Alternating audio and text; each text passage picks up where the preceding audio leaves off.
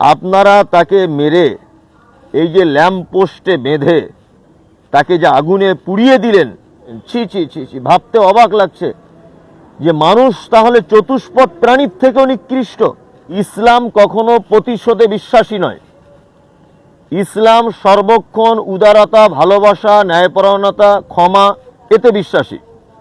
ইসলাম শুধুমাত্র হাদিস এবং কোরআনের দাওয়াতের মাধ্যমে যে এসেছে তা নয়, মুহাম্মদ সাল্লাল্লাহু আলাইহি ওয়াসাল্লামের নিজস্ব চরিত্র, নিজস্ব ব্যবহারের কারণেও মানুষ ইসলামের দিকে এসেছে।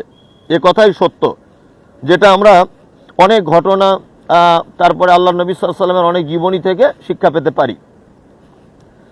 ঘটনা হচ্ছে যে যারা দীপু বলে ছেলেটাকে হত্যা করেছে, দীপু বলে ছেলেটা, এ যদি আমাদের নবী মুহাম্মদ সাল্লাল্লাহু আলাইহি ওয়াসাল্লামের ব্যাপারে কোনো কটু কথাও যদি বলে থাকে, আর আমি বলছি কটু কথা বললে যে তাকে হত্যা করতে হবে, এটা ইসলামের কোনো পদ্ধতিতে নেই, কোরআন এবং হাদিসে কথা বলে না।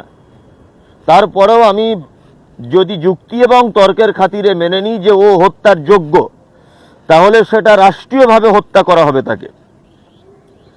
দেশের আইন শৃঙ্খলা আছে, দেশের বিচার ব্যবস্থা আছে, রাষ্ট্রীয়ভাবে তাকে সাজা দেওয়া হবে।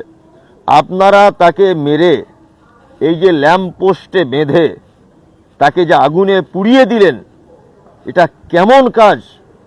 আমি ধিক্কার জানাই এই সমস্ত কাজে যারা যুক্ত রয়েছেন। এই প্রথম নারকেল বাগানে শুধুমাত্র ছেলেদের পোশাক নিয়ে হাজির স্টাইল হাব।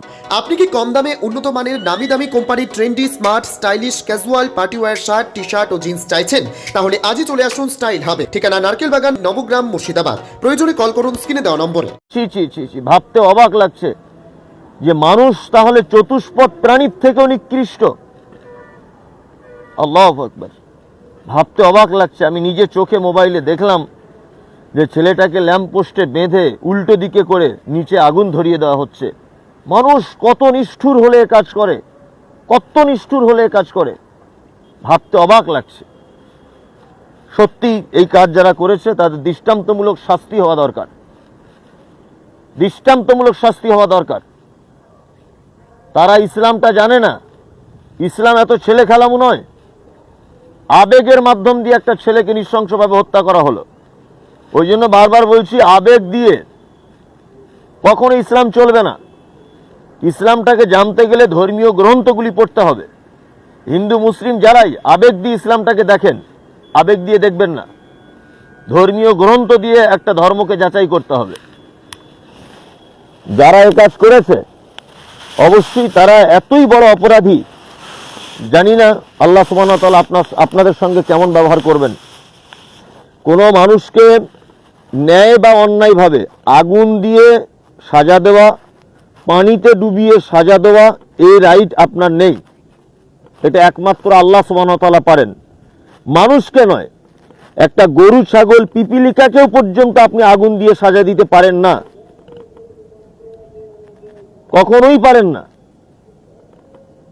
আপনি একটা রাস্তার পিপিলিকাকে পর্যন্ত আগুন দিয়ে মারতে পারেন না। ওই জন্য বলবো যে এই সমস্ত অপকর্মের কারণে আজকে টোটাল ইসলাম ইসলাম সম্পর্কে মানুষের কাছে একটা খারাপ বার্তা যাচ্ছে। তবে সত্যি এই ব্যাপারগুলো খুব দরকার ভেবে দেখা।